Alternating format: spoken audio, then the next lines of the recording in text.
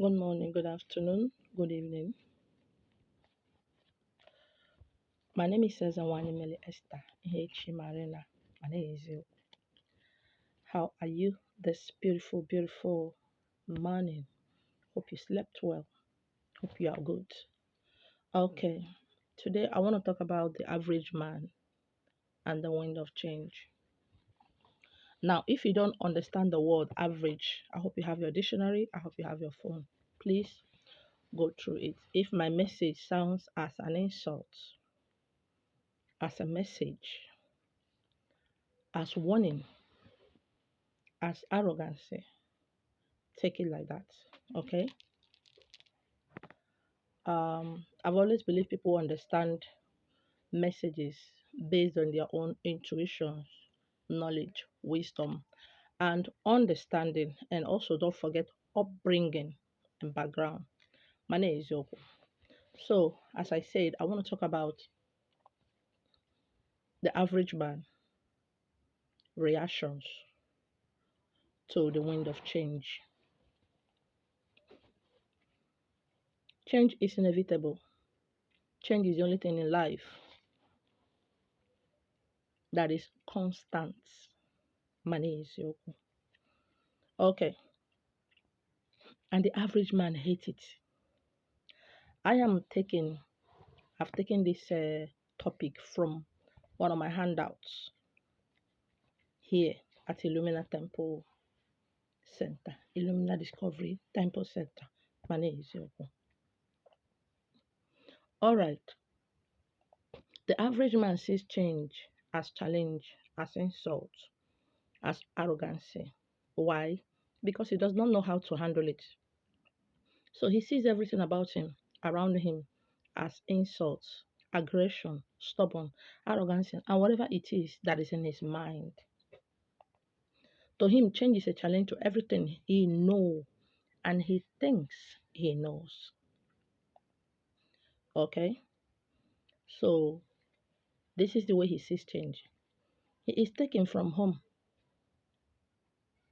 as a youth or as a child or as an adolescent to learn a trade from his business, from a businessman or woman to learn a trade or a business. Okay, where he will stay for 8 years, 7 years, 20 years, 10 years, based on the agreement with his parents and the master. Okay, this is a place he stays throughout those years. He goes from the house to the place where he's learning his trade every day for 7 years, 10 years, 8 years, depends on the agreement. He doesn't know anything happening around him. He does not know how the world works. Okay, whatever he knows from his master, who obviously was like him in the past, who does not know anything around him. Politically, he doesn't know what is happening around him. Health wise, he doesn't know what is happening. Any other thing, he does not know. All he knows is from house to the shop, from the house to the business place for 7 or 8 years, depends on the time of the agreement between his master and his parents. Okay? He only goes to church on Sundays, come back to the house, do household chores, or wash his clothes. He barely have time for himself. He can't go out and mingle with his friends so that he will not be accused of stealing his master's money or doing whatever it is they think they are doing. After these years are passed, he is released, settled, and he starts his own business. Eventually, as a man, he got married to a woman he doesn't know, to a girl he doesn't know. Years later, he starts giving birth to children he does not know because he does not know himself. Mane as he's growing, his wife is also growing. His children are growing. And he began to notice a change in them that he calls arrogance, stubbornness, disobedience. He begins to lash out to everything and everybody around him because he does not understand what is happening. To him, change is stubborn, arrogant, disobedient. He does not look into himself to know what is happening, ask himself what is happening. He blames the society. He blames everybody, but he doesn't blame himself. He blames the wife and the children. Most time he blamed the wife for turning the children against him. And you know what happened? He runs to the church, to his pastor, who obviously does not know what is happening. They attribute it to witchcraft, evil, or whatever it is that is in their head. When he doesn't find the answer he needs, not that he wants, he needs, there's this empty vacuum inside of him. He runs into tradition and culture, not to seek for solution for himself, but to try to manipulate the native doctor, Ezenwani, the spiritualist, to change things back the way he believes that it's right. It doesn't matter how much he spent. He begins to remember the days of his forefathers, which he never knew, which he didn't know anything about. To him, a woman must be under, a woman must obey. That is the only thing he knows. In every of his conversation, the only thing he thinks about, he knows, he talks about is, I'm a man.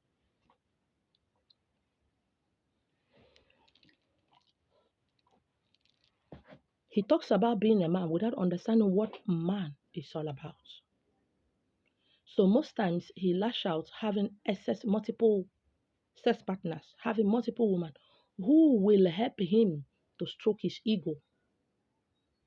Those women he runs to, those extra marital whatever he's doing, those extra women outside, another woman outside will help him to try to become what he wants to be because they sees and knows who he is. Eventually, lastly, he will find out that he does not know what he's looking for. And he continued lashing out, making more and more mistakes. I blame parents, and we keep blaming them. Having children is not enough. Having excessive children is not enough. Getting married is not enough. In my next video, I'm gonna be talking about the average woman and the wind of change. Uh, Yesterday, day before yesterday, 3 days ago, different men had been calling. I was going to the water the other time, so I stopped somewhere to get some spiritual stuff that I'm going to use at the water. Okay, I noticed some men came to buy something and they were staring at me. I don't give people I don't know them, they don't know me. So eventually they were talking with the woman and they greeted me. I greeted them. And they said, Ezenwani. I answered. And eventually we got talking, I gave them my number. So I'm talking about different average men who have come in contact with me, who have been talking with me on phone, and who has come to my house. So I saved his number, he saved mine. I'm using that word he, different men, but I'm going to use that word he. And yesterday, I'm going to talk about the one that happened yesterday. He called and I picked the call. He called Ezenwani. I said yes. I greeted him. He said, Mama Onyinye. He called the street the woman is living. I said, sorry, it's wrong number. Okay. Few minutes later, he called back.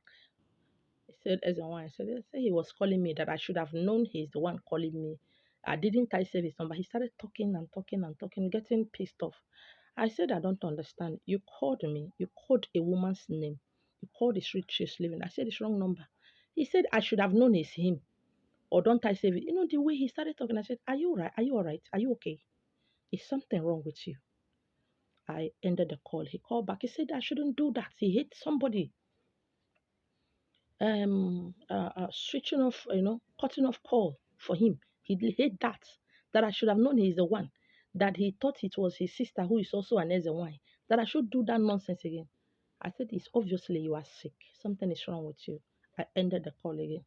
He proceeded to send me all kind of crazy text message, which I didn't reply. That is a typical life of an average man. It does not matter whether they are sleeping with you or not. It does not matter whether they are your husband or not.